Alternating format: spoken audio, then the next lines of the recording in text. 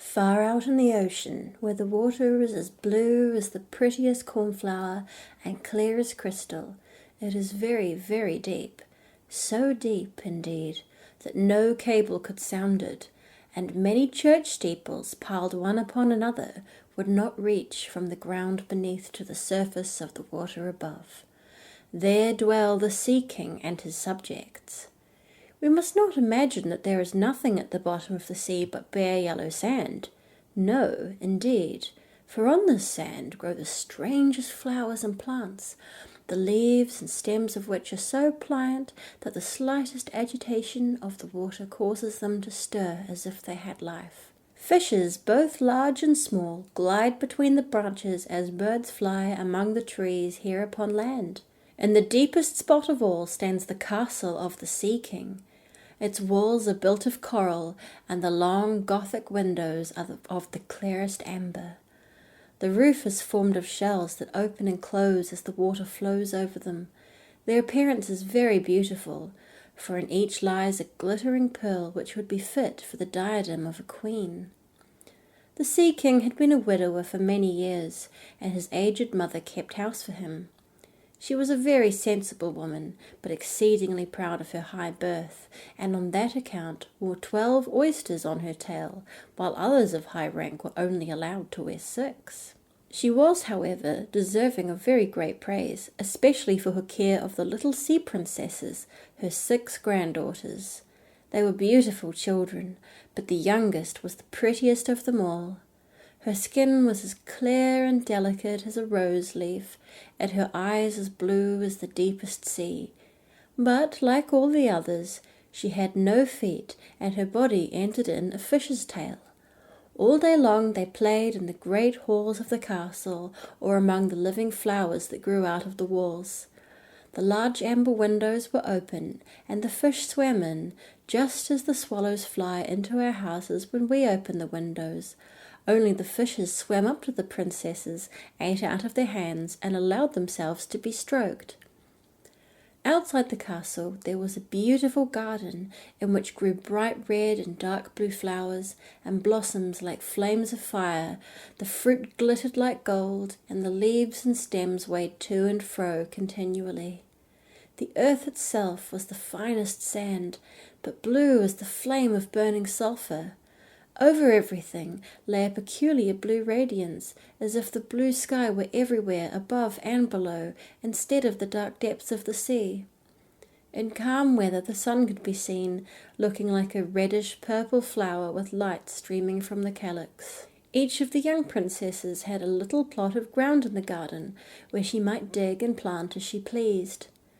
One arranged her flower bed in the form of a whale, another preferred to make hers like the figure of a little mermaid, while the youngest child made hers round, like the sun, and in it grew flowers as red as his rays at sunset. She was a strange child, quiet and thoughtful, while her sisters showed delight at the wonderful things which they obtained from the wrecks of vessels. She cared only for her pretty flowers, red like the sun, and a beautiful marble statue.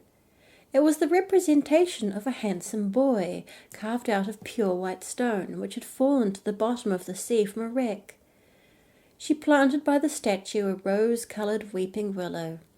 It grew rapidly and soon hung its fresh branches over the statue, almost down to the blue sands. The shadows had the colour of violet and waved to and fro like the branches, so that it seemed as if the crown of the tree and the root were at play, trying to kiss each other. Nothing gave her so much pleasure as to hear about the world above the sea. She made her old grandmother tell her all she knew of the ships and of the towns, the people and the animals. To her it seemed most wonderful and beautiful to hear that the flowers of the land had fragrance, while those below the sea had none, that the trees of the forest were green, and that the fishes amongst the trees could sing so sweetly that it was a pleasure to listen to them. Her grandmother called the birds fishes, or the little mermaid would not have understood what was meant, for she had never seen birds. "When you have reached your 15th year," said the grandmother, "you will have permission to rise up out of the sea and sit on the rocks in the moonlight, while the great ships go sailing by. Then you will see both forests and towns." In the following year, one of the sisters would be 15, but as each was a year younger than the other, the youngest would have to wait 5 years before her turn came to rise up from the bottom of the ocean to see the earth as we do. However, each promised to tell the others what she saw on her first visit and what she thought was most beautiful. Their grandmother could not tell them enough. There were so many things about which they wanted to know. None of them longed so much for her turn to come as the youngest, she who had the longest time to wait and who was so quiet and thoughtful. Many nights she stood by the open window, looking up through the dark blue water and watching the fish as they splashed about with their tails and fins. She could see the moon and stars shining faintly, but through the water they looked larger than they do to our eyes. When something like a black cloud passed between her and them, she knew that it was either a whale swimming over her head or a ship full of human beings who never imagined that a pretty little mermaid was standing beneath them, holding out her white hands towards the keel of their ship. At length the eldest was 15 and was allowed to rise to the surface of the ocean. When she returned, she had hundreds of things to talk about, but the finest thing, she said, was to lie on a sandbank in the quiet moonlit sea near the shore, gazing at the lights of the nearby town that twinkled like hundreds of stars, and listen to the sounds of music, the noise of carriages, the voices of human beings, and the merry pealing of the bells in the church steeples. Because she could not go near all these wonderful things, she longed for them all the more. Oh, how eagerly did the youngest sister listen to these descriptions, and afterwards, when she stood at the open window looking up through the dark blue water, she thought of the great city with all its bustle and noise, and even fancied she could hear the sound of the church bells down in the depths of the sea. In another year, the second sister received permission to rise to the surface of the water and to swim about where she pleased. She rose just as the sun was setting, and this, she said, was the most beautiful sight of all. The whole sky looked like gold and violet, and rose-colored clouds, which she could not describe, drifted across it. And more swiftly than the clouds flew a large flock of wild swans towards the setting sun, like a long white veil across the sea. She also swam towards the sun, but it sank into the waves, and the rosy tints faded from the clouds and from the sea.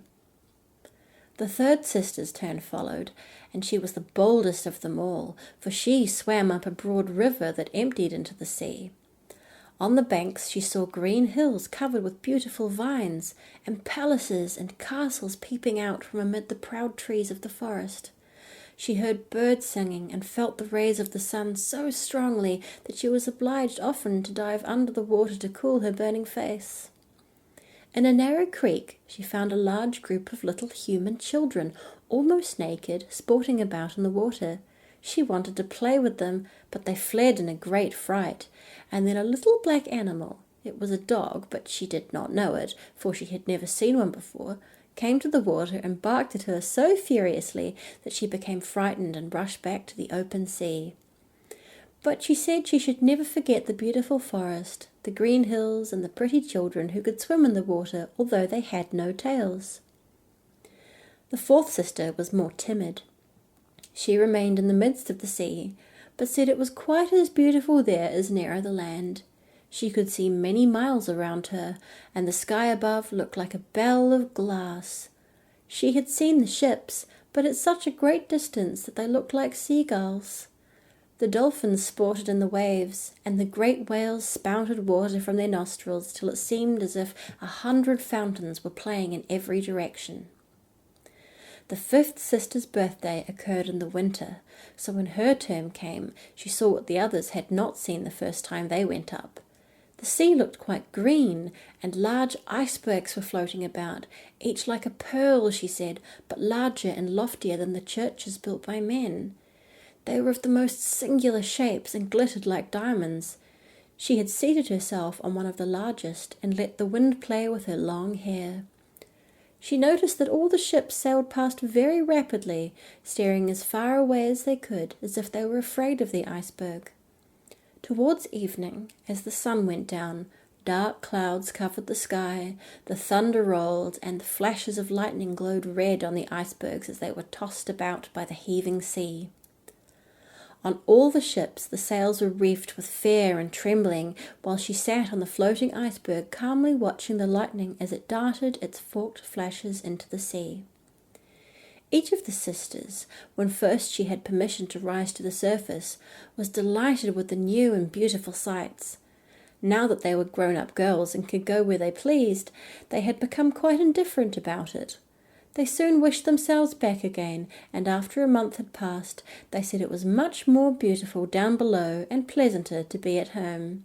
Yet often, in the evening hours, the 5 sisters would twine their arms about each other and rise to the surface together. Their voices were more charming than that of any human being, and before the approach of a storm, when they feared that a ship might be lost, they swam before the vessel, singing enchanting songs of the delights to be found in the depths of the sea, and begging the voyagers not to fear it if they sank to the bottom. But the sailors could not understand the song, and thought it was the sighing of the storm. These things were never beautiful to them, for if the ship sank, the men were drowned, and their dead bodies alone reached the palace of the Sea King. When the sisters rose, arm in arm, through the water, the youngest sister would stand quite alone, looking after them, ready to cry, only, since mermaids have no tears, she suffered more acutely. "Oh, were I but 15 years old," said she, "I know that I shall love the world up there, and all the people who live in it." At last she reached her 15th year. "Well, now you are grown up," said the old dowager, her grandmother. "Come, let me adorn you like your sisters." And she placed in her hair a wreath of white lilies, of which every flower leaf was half a pearl. Then the old lady ordered 8 great oysters to attach themselves to the tail of the princess to show her high rank. "But they hurt me so," said the little mermaid. "Yes, I know. Pride must suffer pain," said the old lady. Oh, how gladly she would have shaken off all this grandeur and laid aside the heavy wreath. The red flowers in her own garden would have suited her much better, but she could not change herself, so she said farewell as she rose as lightly as a bubble to the surface of the water. The sun had just set when she raised her head above the waves. The clouds were tinted with crimson and gold, and through the glimmering twilight beamed the evening star in all its beauty. The sea was calm, and the air mild and fresh. A large ship with 3 masts lay becalmed on the water. Only one sail was set, for not a breeze stirred, and the sailors sat idle on the deck or amidst the rigging. There was music and song on board, and as darkness came on, 100 coloured lanterns were lighted, as if the flags of all nations waved in the air. The little mermaid swam close to the cabin windows, and now and then, as the waves lifted her up, she could look in through the glass window panes and see a number of gaily dressed people. Among them, and the most beautiful of all, was a young prince with large black eyes. He was 16 years of age, and his birthday was being celebrated with great display. The sailors were dancing on deck, and when the prince came out of the cabin, more than 100 rockets rose in the air, making it as bright as day. The little mermaid was so startled that she dived under water, and when she again stretched out her head, it looked as if all the stars of heaven were falling around her. She had never seen such fireworks before. Great suns spurted fire about, splendid fireflies flew into the blue air, and everything was reflected in the clear, calm sea beneath. The ship itself was so brightly illuminated that all the people and even the smallest rope could be distinctly seen. How handsome the young prince looked as he pressed the hands of all his guests and smiled at them, while the music resounded through the clear night air. It was very late, yet the little mermaid could not take her eyes from the ship or from the beautiful prince. The coloured lanterns had been extinguished, no more rockets rose in the air, and the cannon had ceased firing. But the sea became restless, and a moaning, grumbling sound could be heard beneath the waves. Still the little mermaid remained by the cabin window, rocking up and down on the water so that she could look within. After a while the sails were quickly set, and the ship went on her way. But soon the waves rose higher. Heavy clouds darkened the sky, and lightning appeared in the distance. A dreadful storm was approaching. Once more the sails were furled, and the great ship pursued her flying course over the raging sea. The waves rose mountain high, as if they would overtop the mast, but the ship dived like a swan between them, and then rose again on their lofty, foaming crests. To the little mermaid this was pleasant sport, but not so to the sailors. At length the ship groaned and creaked, the thick planks gave way under the lashing of the sea. As the waves broke over the deck, the mainmast snapped asunder like a reed, and as the ship lay over on her side, the water rushed in. The little mermaid now perceived that the crew were in danger. Even she was obliged to be careful, to avoid the beams and planks of the wreck which lay scattered on the water. At one moment it was pitch dark, so that she could not see a single object, but when a flash of lightning came, it revealed the whole scene. She could see everyone who had been on board, except the prince. When the ship parted, she had seen him sink into the deep waves, and she was glad, for she thought he would now be with her. Then she remembered that human beings could not live in the water, so that when he got down to her father's palace he would certainly be quite dead. No, he must not die. So she swam about among the beams and planks which strewed the surface of the sea, forgetting that they could crush her to pieces. Diving deep under the dark waters, rising and falling with the waves, she at length managed to reach the young prince, who was fast losing the power to swim in that stormy sea. His limbs were failing him, his beautiful eyes were closed, and he would have died had not the little mermaid come to his assistance. She held his head above the water and let the waves carry them where they would. In the morning the storm had ceased, but of the ship not a single fragment could be seen. The sun came up red and shining out of the water, and its beams brought back the hue of health to the prince's cheeks, but his eyes remained closed. The mermaid kissed his high, smooth forehead and stroked back his wet hair. He seemed to her like the marble statue in her little garden, so she kissed him again and wished that he might live. Presently they came in the sight of land, and she saw lofty blue mountains on which the white snow rested as if a flock of swans were lying upon them. Beautiful green forests were near the shore, and close by stood a large building, whether a church or a convent she could not tell. Orange and citron trees grew in the garden, and before the door stood lofty palms. The sea here formed a little bay, in which the water lay quiet and still, but very deep. She swam with the handsome prince to the beach, which was covered with fine white sand, and there she laid him in the warm sunshine, taking care to raise his head higher than his body. Then bells sounded in the large white building, and some young girls came out into the garden. The little mermaid swam out farther from the shore and hid herself among some high rocks that rose out of the water. Covering her head and neck with the foam of the sea, she watched there to see what would become of the poor prince. It was not long before she saw a young girl approach the spot where the prince lay. She seemed frightened at first, but only for a moment. Then she brought a number of people, and the mermaid saw that the prince came to life again and smiled upon those who stood about him. But to her he sent no smile. He knew not that she had saved him.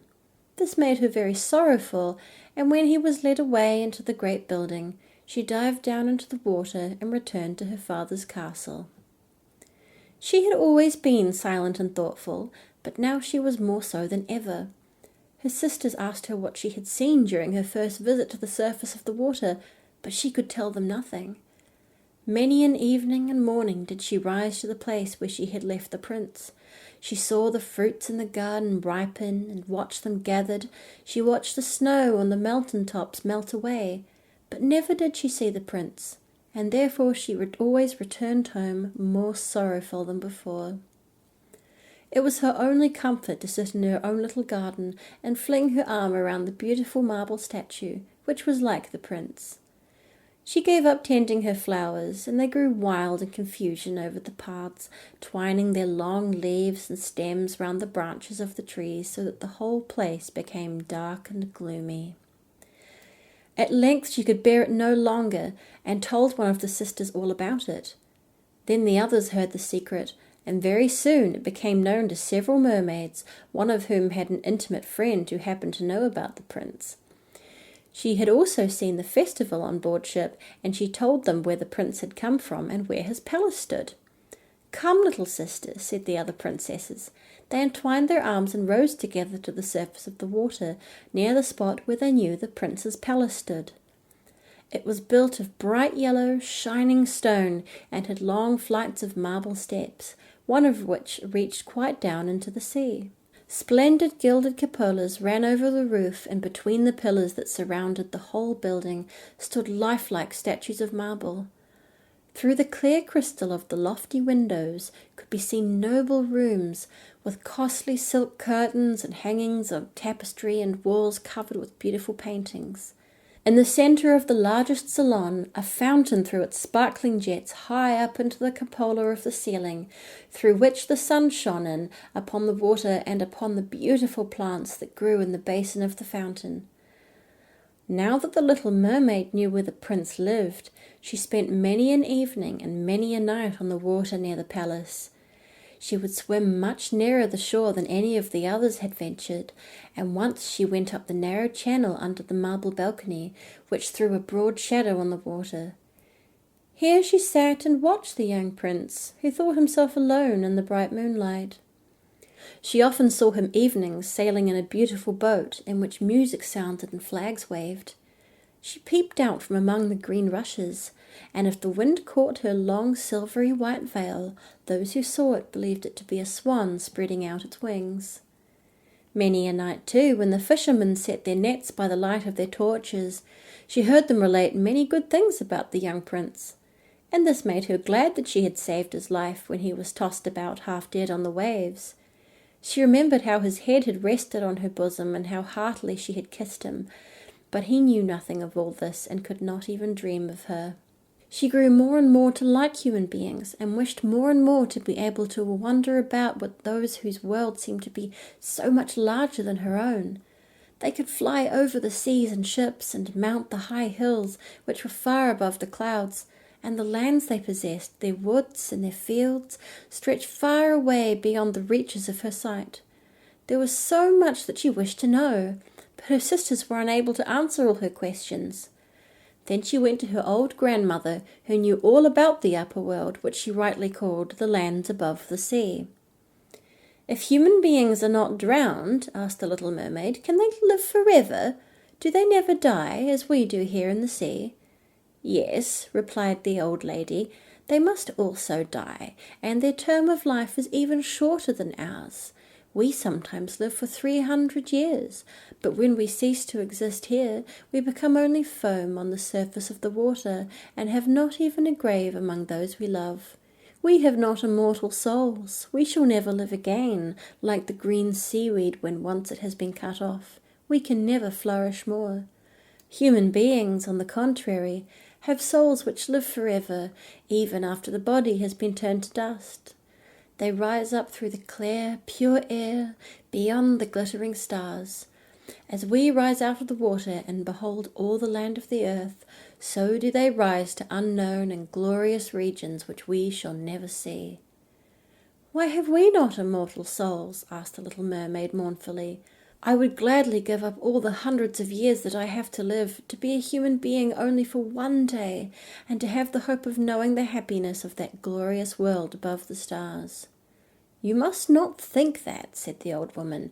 "We believe that we are much happier and better off than human beings." "So I shall die," said the little mermaid, "and as the foam of the sea I shall be driven about, never again to hear the music of the waves, or to see the pretty flowers or the red sun? Is there anything I can do to win an immortal soul?" "No," said the old woman, "unless a man should love you so much that you are more to him than his father or his mother, and if all his thoughts and all his love were fixed upon you, and the priest placed his right hand in yours, and he promised to be true to you here and hereafter, then his soul would glide into your body, and you would obtain a share in the future happiness of mankind. He would give to you a soul and retain his own as well. But this can never happen. Your fish's tail, which among us is considered so beautiful, on earth is thought to be quite ugly. They do not know any better, and they think it necessary, in order to be handsome, to have 2 stout props, which they call legs.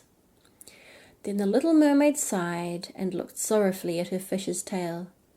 "Let us be happy," said the old lady, "and dart and spring about during the 300 years that we have to live, which is really quite long enough. After that we can rest ourselves all the better. This evening we are going to have a court ball." It was one of those splendid sights which we can never see on earth. The walls and the ceiling of the large ballroom were of thick but transparent crystal. Many hundreds of colossal shells, some of a deep red, others of a grass green, with a blue fire in them, stood in rows on each side. These lighted up the whole salon and shone through the walls, so the sea was also illuminated. Innumerable fishes, great and small, swam past the crystal walls. On some of them the scales glowed with a purple brilliance, and on others shone like silver and gold. Through the halls flowed a broad stream, and in it danced the mermen and the mermaids to the music of their own sweet singing.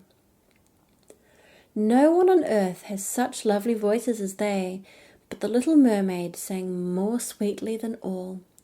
The whole court applauded her with hands and tails, and for a moment her heart felt quite gay, for she knew she had the sweetest voice either on earth or in the sea.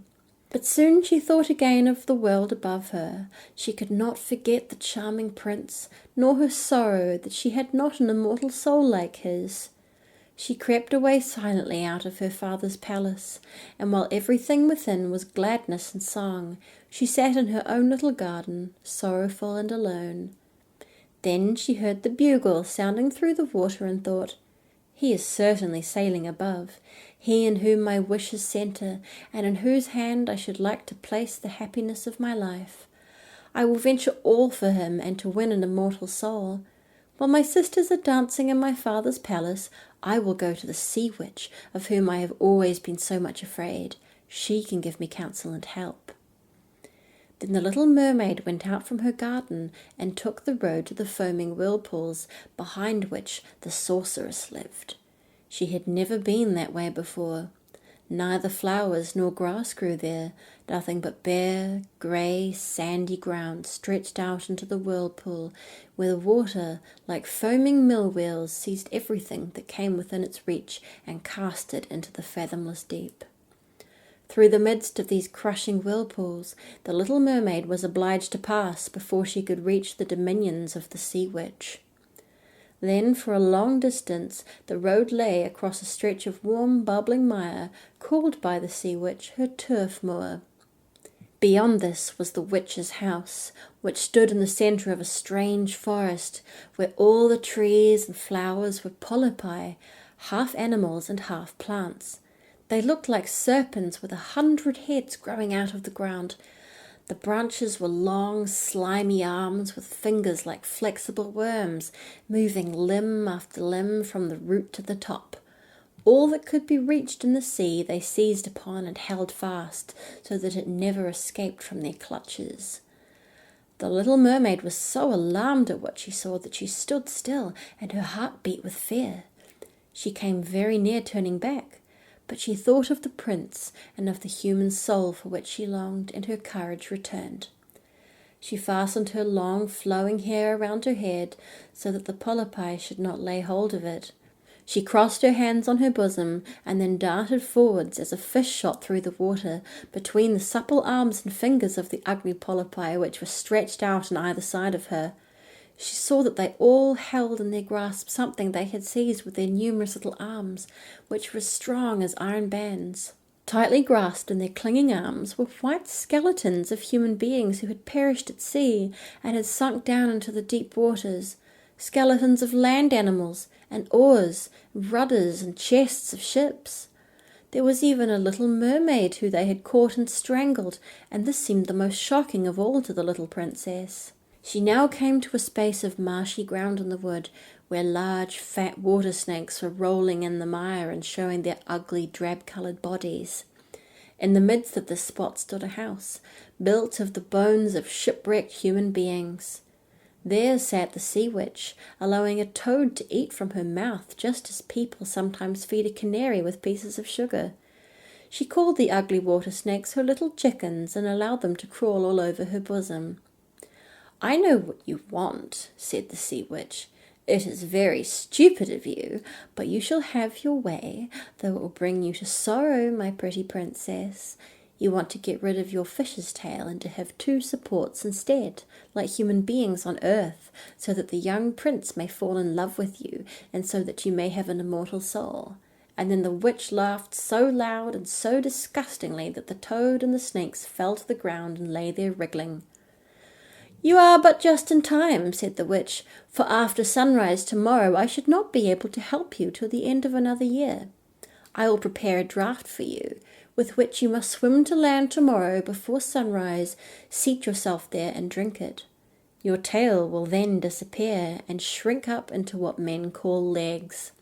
You will feel great pain, as if a sword were passing through you, but all who see you will say that you are the prettiest little human being they ever saw.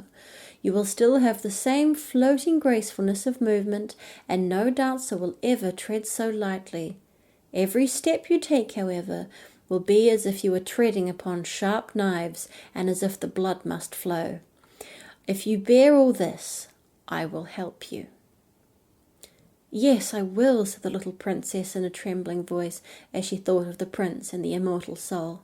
"But think again," said the witch, "for when once your shape has become like a human being, you can no more be a mermaid. You will never return to the water, to your sisters, or to your father's palace again. And if you do not win the love of the prince, so that he is willing to forget his father and mother for your sake, and to love you with his whole soul, and allow the priest to join your hands so that you may be man and wife, then you will never have an immortal soul.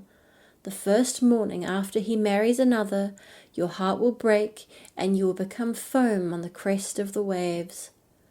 "I will do it," said the little mermaid, and she became pale as death. "But I must be paid also," said the witch, "and it is not a trifle that I ask. You have the sweetest voice of any who dwell here in the depths of the sea, and you believe that you will be able to charm the prince with it. But this voice you must give to me.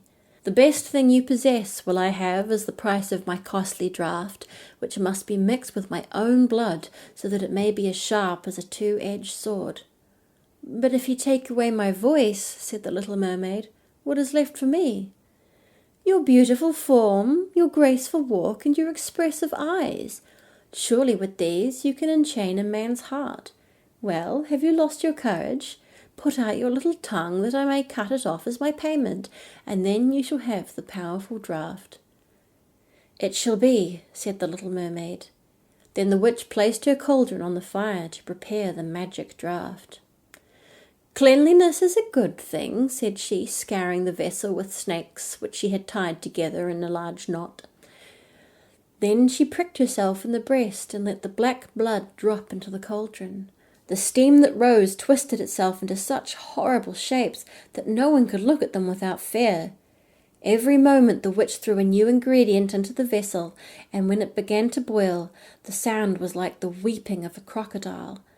When at last the magic draught was ready, it looked like the clearest water. "There it is for you," said the witch. Then she cut off the mermaid's tongue, so that she would never again speak or sing. "If the polypi should seize you as you return through the wood," said the witch, "throw over them a few drops of the potion, and their fingers will be torn into 1,000 pieces." But the little mermaid had no occasion to do this, for the polypi sprang back in terror when they caught sight of the glittering draught, which shone in her hand like a twinkling star. So she passed quickly through the wood and the marsh, and between the rushing whirlpools.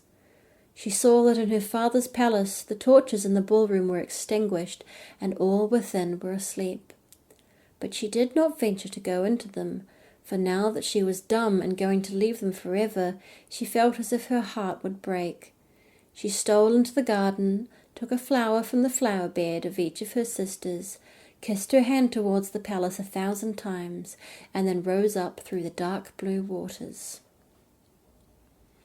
The sun had The sun had not risen when she came in sight of the prince's palace and approached the beautiful marble steps, but the moon shone clear and bright. Then the little mermaid drank the magic draught, and it seemed as if a two-edged sword went through her delicate body. She fell into a swoon and lay like one dead. When the sun rose and shone over the sea, she recovered and felt a sharp pain, but before her stood the handsome young prince.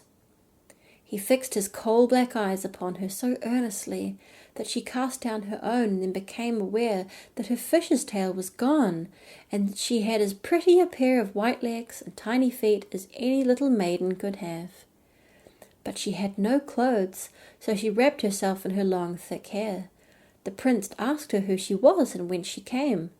She looked at him mildly and sorrowfully with her deep blue eyes, but could not speak. He took her by the hand and led her to the palace. Every step she took was as the witch had said it would be. She felt as if she were treading upon the points of needles or sharp knives. She bore it willingly, however, and moved at the prince's side as lightly as a bubble, so that he and all who saw her wondered at her graceful swaying movements. She was very soon arrayed in costly robes of silk and muslin, and was the most beautiful creature in the palace. But she was dumb and could neither speak nor sing. Beautiful female slaves, dressed in silk and gold, stepped forward and sang before the prince and his royal parents. One sang better than all the others, and the prince clapped his hands and smiled at her. This was a great sorrow to the little mermaid, for she knew how much more sweetly she herself once could sing, and she thought, "Oh, if he could only know that I have given away my voice forever to be with him." The slaves next performed some pretty fairy-like dances to the sound of beautiful music. Then the little mermaid raised her lovely white arms, stood on the tips of her toes, glided over the floor, and danced as no one yet had been able to dance. At each moment her beauty was more revealed, and her expressive eyes appealed more directly to the heart than the songs of the slaves. Everyone was enchanted, especially the prince, who called her his little foundling. She danced again quite readily to please him, though each time her foot touched the floor it seemed as if she trod on sharp knives. The prince said she should remain with him always, and she was given permission to sleep at his door on a velvet cushion. He had a page's dress made for her, that she might accompany him on horseback. They rode together through the sweet-scented woods, where the green boughs touched their shoulders, and the little birds sang amongst the fresh leaves. She climbed with him to the tops of high mountains, and although her tender feet bled so that even her steps were marked, she only smiled, and followed him till they could see the clouds beneath them like a flock of birds flying to distant lands. While at the prince's palace, and when all the household were asleep, she would go and sit on the broad marble steps, for it eased her burning feet to bathe them in the cold sea water. It was then that she thought of all those below in the deep. Once during the night her sisters came up arm in arm, singing sorrowfully as they floated on the water. She beckoned to them, and they recognized her, and told her how she had grieved them. After that they came to the same place every night. Once she saw in the distance her old grandmother, who had not been to the surface of the sea for many years, and the old sea king, her father, with his crown on his head. They stretched out their hands towards her, but did not venture so near the land as her sisters had. As the days passed, she loved the prince more dearly, and he loved her as one would love a little child. The thought never came to him to make her his wife. Yet unless he married her, she could not receive an immortal soul, and on the morning after his marriage with another, she would dissolve into the foam of the sea. "Do you not love me the best of them all?" the eyes of the little mermaid seemed to say when she took her in his arms and kissed her fair forehead. "Yes, you are dear to me," said the prince, "for you have the best heart, and you are the most devoted to me. You are like a young maiden whom I once saw, but whom I shall never meet again. I was in a ship that was wrecked, and the waves cast me ashore near a holy temple where several young maidens performed the service. The youngest of them found me on the shore and saved my life. I saw her but twice, and she's the only one in the world whom I could love. But you are like her, and you have almost driven her image from my mind. She belongs to the holy temple, and good fortune has sent you to me in her stead. We will never part." "Ah, he knows not that it was I who saved his life," thought the little mermaid. "I carried him over the sea to the wood where the temple stands, and I sat beneath the foam and watched till the human beings came to help him. I saw the pretty maiden that he loves better than he loves me." The mermaid sighed deeply, but she could not weep. "He says the maiden belongs to the holy temple, therefore she will never return to the world. They will meet no more. I am by his side and see him every day. I will take care of him and love him and give up my life for his sake." Very soon it was said that the prince was to marry, and that the beautiful daughter of a neighbouring king would be his wife, for a fine ship was being fitted out. Although the prince gave out that he intended merely to pay a visit to the king, it was generally supposed that he went to court the princess. A great company were to go with him. The little mermaid smiled and shook her head. She knew the prince's thoughts better than any of the others. "I must travel," he had said to her. "I must see this beautiful princess. My parents desire it, but they will not oblige me to bring her home as my bride. I cannot love her, because she is not like the beautiful maiden in the temple, whom you resemble. If I were forced to choose a bride, I would choose you, my dumb foundling with those expressive eyes." Then he kissed her rosy mouth, played with her long waving hair, and laid his head on her heart while she dreamed of human happiness and an immortal soul. "You are not afraid of the sea, my dumb child, are you?" he said, as they stood on the deck of the noble ship was to carry them to the country of the neighbouring king. Then he told her of a storm and of calm and of strange fishes in the deep beneath them and of what the divers had seen there. She smiled at his descriptions, for she knew better than anyone what wonders were at the bottom of the sea. In the moonlit night, when all on board were asleep except the man at the helm, she sat on deck, gazing down through the clear water.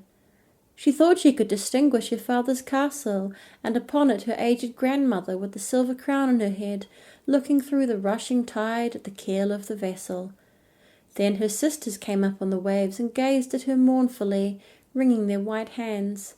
She beckoned to them and smiled. She wanted to tell them how happy and well off she was. But the cabin boy approached, and when her sisters dived down, he thought what he saw was only the foam of the sea. The next morning the ship sailed into the harbour of a beautiful town belonging to the king whom the prince was going to visit. The church bells were ringing, and from the high towers sounded a flourish of trumpets. Soldiers with flying colours and glittering bayonets lined the roads through which they passed. Every day was a festival, balls and entertainments following one another. But the princess had not yet appeared. People said that she had been brought up and educated in a religious house, where she was learning every royal virtue. At last she came. Then the little mermaid, who was anxious to see whether she was really beautiful, was obliged to admit that she had never seen a more perfect vision of beauty. Her skin was delicately fair, and beneath her long dark eyelashes her laughing blue eyes shone with truth and purity. "It was you," said the prince, "who saved my life when I lay as if dead on the beach." And he folded his blushing bride in his arms. "Oh, I am too happy," said he to the little mermaid. "My fondest hopes are now fulfilled. You will rejoice at my happiness, for your devotion to me is great and sincere." The little mermaid kissed his hand and felt as if her heart were already broken. His wedding morning would bring death to her, and she would change into the foam of the sea. All the church bells rang, and the heralds rose through the town proclaiming the betrothal. Perfumed oil was burned in costly silver lamps on every altar. The priests waved the censers, while the bride and the bridegroom joined their hands and received the blessing of the bishop. The little mermaid, dressed in silk and gold, held up the bride's train, but her ears heard nothing of the festive music, and her eyes saw not the holy ceremony. She thought of the night of death which was coming to her, and of all she had lost in the world. On the same evening the bride and bridegroom went aboard the ship. Cannons were roaring, flags waving, and in the centre of the ship a costly tent of purple and gold had been erected. It contained elegant sleeping couches for the bridal pair during the night. The ship, under a favourable wind with swelling sails, glided away smoothly and lightly over the calm sea. When it grew dark, a number of coloured lamps were lighted, and the sailors danced merrily on the deck.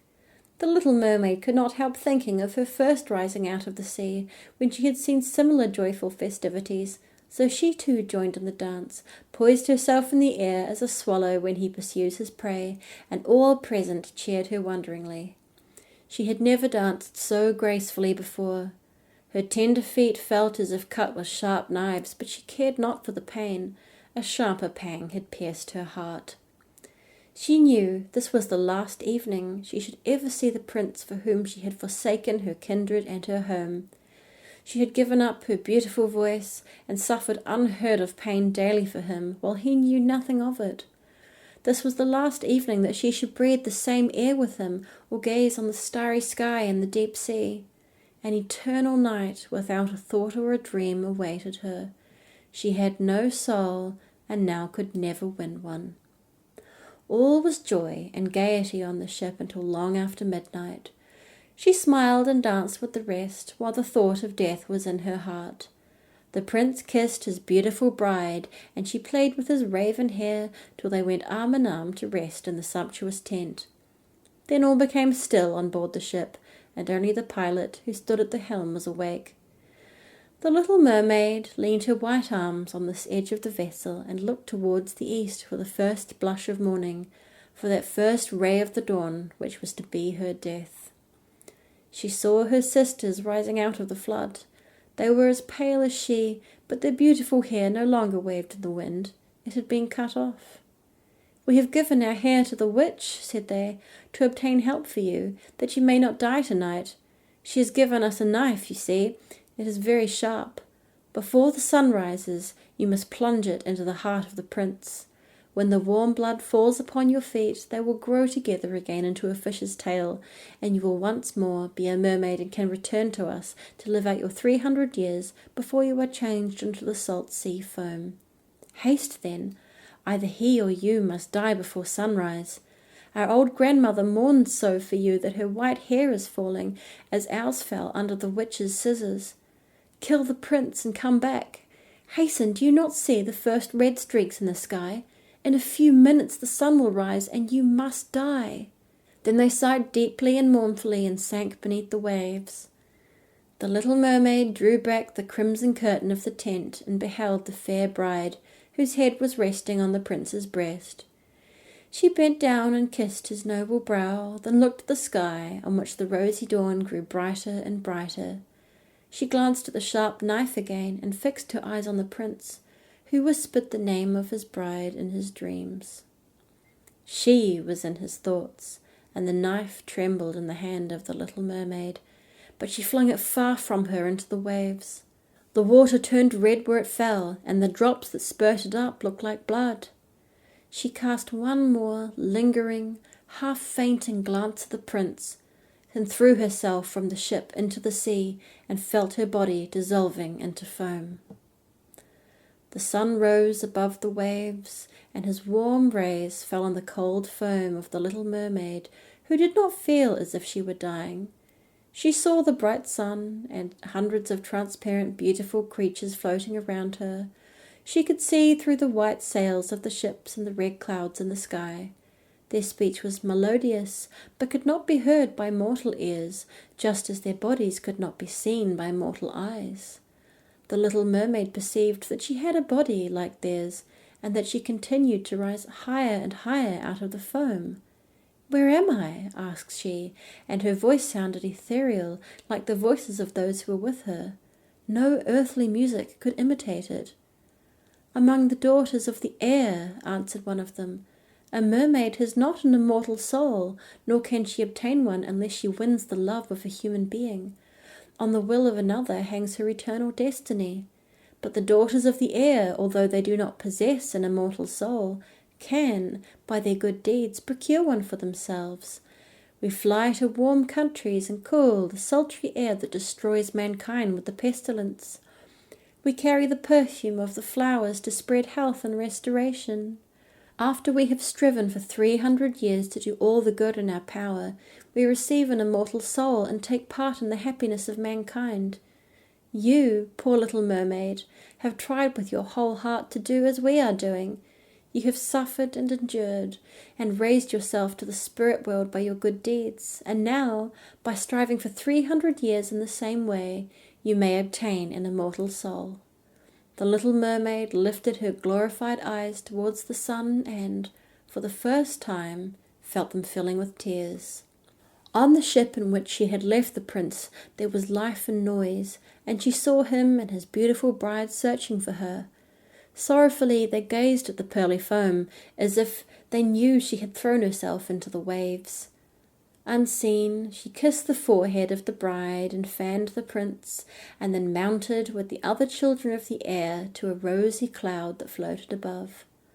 After 300 years, thus shall we float into the kingdom of heaven, said she, and we may even get there sooner, whispered one of her companions. Unseen, we can enter the houses of men where there are children, and for every day on which we find a good child that is the joy of his parents and deserves their love, our time of probation is shortened.